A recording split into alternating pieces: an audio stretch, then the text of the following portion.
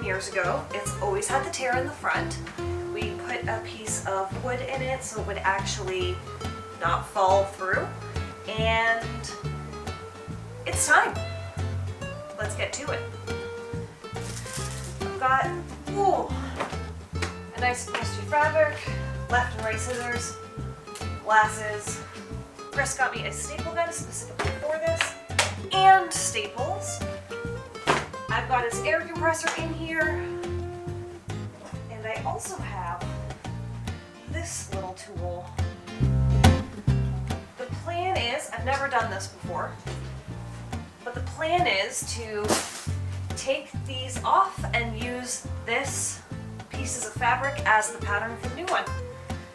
Let's get to it. And I started by taking off all of the trim carefully by removing the tacks. So as I said, the plan was to take it off and see how it was put together as well, because I have never done this before. On the other hand, I have been a seamstress for over 20 years of my life, so I do have some experience manipulating fabric, so I wasn't going in completely new. So taking off all the trim, it was interesting to see how they had tucked it into the corners and things.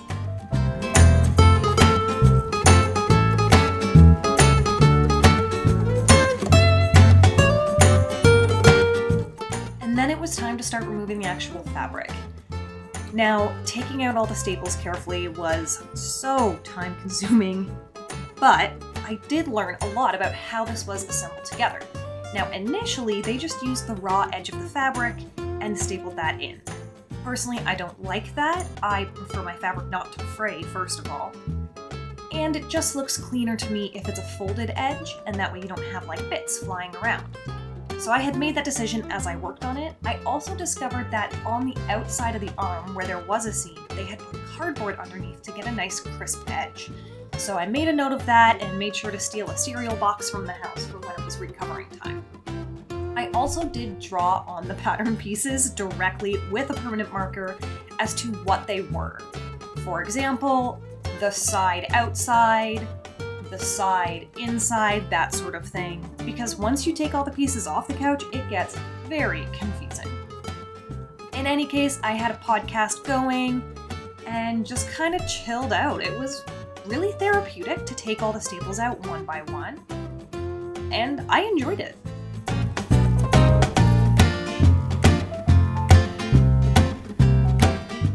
And then it was time to actually cut out the fabric. So this to me was the easiest part. It's the one I've got the most experience with. I laid my fabric out, and then I decided which direction was up. For me, it was so that the top of the flower was up and the stem was down for the most part. And then I laid all of my pieces down, keeping that same orientation, so that the top of the couch was considered up. I also made sure that for the seat of the couch, the back of it was considered up and the front was considered down. So that visually, as you kind of flow down the back, you'd go from top to bottom, and then the seat would go from top to bottom, which would be back to front. Now, you don't necessarily have to do this with a lot of fabrics. I personally did because I specifically didn't want it to look off. Sometimes if you're not careful, a pattern will just look weird somehow and you're not sure why. It can be because it wasn't quite straight, or you switched the way the pattern was, that sort of thing. I gave myself lots of seam allowance, more than they had, because I knew I was going to turn that extra bit under. And I also put the pieces on the couch where they belonged. A, to keep track of which was which, and B, to make sure that I cut them all out. I was trying to take no chances here. I wanted this as clear as possible. I had lots of fabric just in case I messed up, but I really didn't want to mess up. I was determined to do this well my first time, so. We are gonna try this by starting on the back. That way if I mess up, it's not the end of the world. Because it's against a wall. And so I started on the back. I pinned it at the very top and then at the bottom. I know a lot of times people recommend you do the top and bottom and then side to side to get it nice and taut, but for me I really wanted to make sure it was straight up and down, and this made more sense in my head. Because I've worked with fabric a lot, I approach this differently than someone who comes straight from upholstery. And I was pretty happy with how things were going. The biggest issue I ran into was how to hold the staple gun and how to use the staple gun. It took me a couple minutes that I've definitely sped through here in how to figure out how to trigger it with the safety.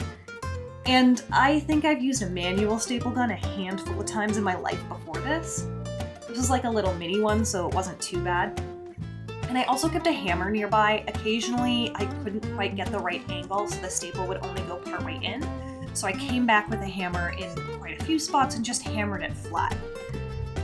And I just kind of went through. I did the backs first, then I did the seat, then I did the inside of the arm, and then the outside of the arm. The reason I had to do it this way is because of how it all attaches on the arm part underneath. So it was really helpful to take it all apart and see how it worked. I did the top back and I was really enjoying how everything was looking. Every so often I'd just kind of pause and be like, yeah, I'm doing it. This has been on my list of things I've wanted to do for 10 years, so I was really, really excited. You can see I was sometimes bending upside down trying to figure it all out. And then I also took a cereal box to do the side pieces. This was also a little tricky, having to flip it up, staple it, then fold it down. It took a couple tries to get the placement right. But in the end, I was pretty happy with how everything turned out. Now, you won't see me doing is gluing on all of the trim. I researched a bit, and apparently people use like a tack glue, which I already owned, to glue it on, and I just took my time and pinned it while it was drying, and went back and got anything that wasn't pinned properly the first time. I had a little paintbrush. It was pretty good.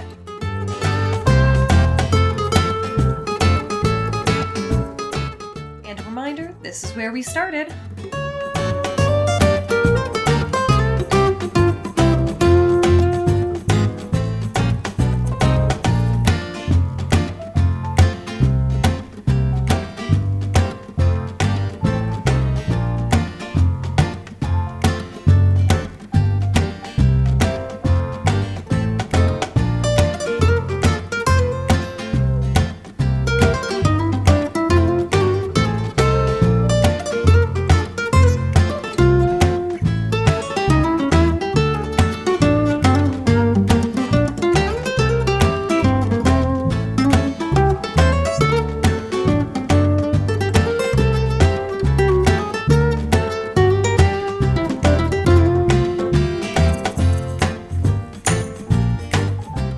Chris and I love the woodwork on this chair, and the fabric was okay, but clearly had been loved a lot and was worn through in spots. So I tore off the piping, which was just glued on initially, so A, I liked that because it let me know I did it right on the couch, and B, was really easy to take off. And then I just took my time with the staples and my little tool and went through and did it. Had a podcast playing and just kind of chilled.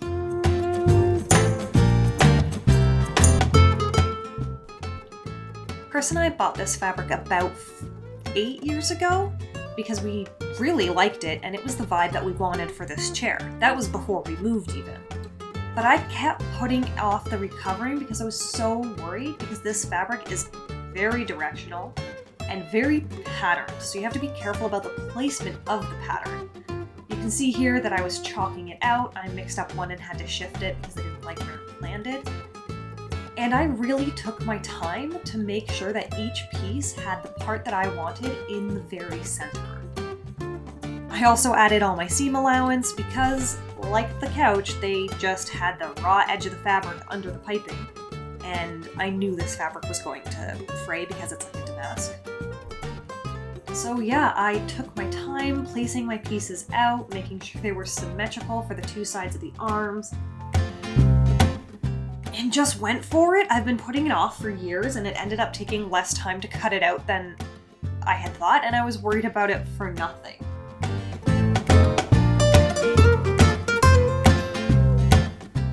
An additional step that we did here that I did not do on the other couch was touching up all of the stain on the wood. This chair was in pretty rough shape before we got it, and we weren't super careful with it either because it was already in rough shape.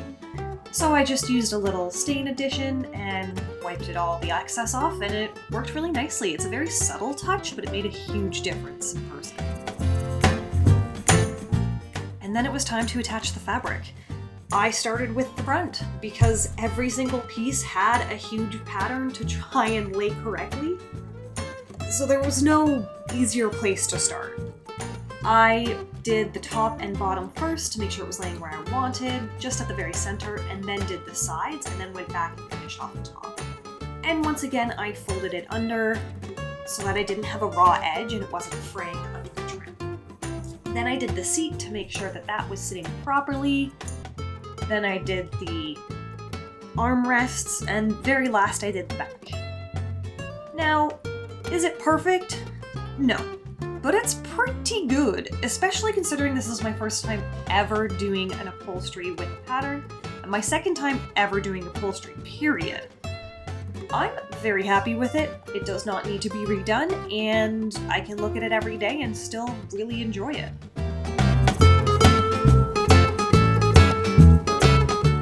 We ended up using the same trim for the chair as we did the couch because I liked the look of them together. Now, it was really simple. I had my non-toxic tack glue and I just put a bit on the back of the ribbon, brushed it in with a small paintbrush to make sure I got full coverage, placed it onto the chair, and then used pins to hold it in place. Now you will see I did keep the paintbrush in my mouth because, I didn't have 3 hands. But got it done and just took my time with it. I found the trick with the tack glue was to go back after I did the next section and just kind of press it down to make sure that it was attached firmly. And I just went through and did the whole thing bit by bit. This is a bunch of different clips put together. I would do a section and then go away, come back after about an hour, and the glue would be set and I could take out my pins and do the next section. And I just took my time doing part by part. I kept the trim in one piece all around the seat because I liked the look of it and I didn't want to have any raw edges in the corners. And just went through and did it. It was time consuming, but it makes such a nice finish in the end. The curves weren't too bad because I am used to manipulating fabric, so I know how to glue something around a curve, and anytime I came to an abrupt corner, I made sure to pin it to the 2 sides, tuck extra underneath, and add extra glue to hold it all in place. Kind of like a mitered corner.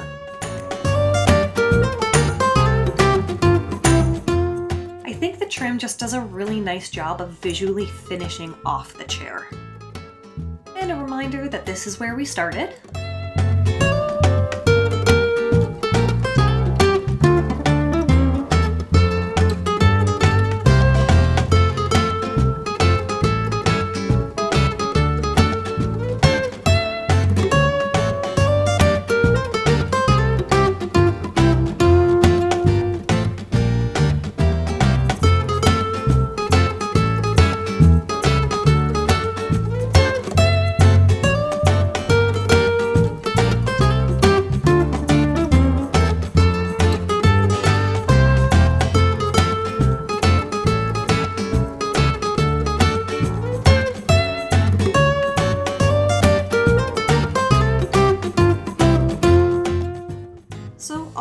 Are they perfect? No. But am I happy with them? Yes, and so is Chris, and I think that's the most important thing. Learned a lot, but excited to do more. What do you think?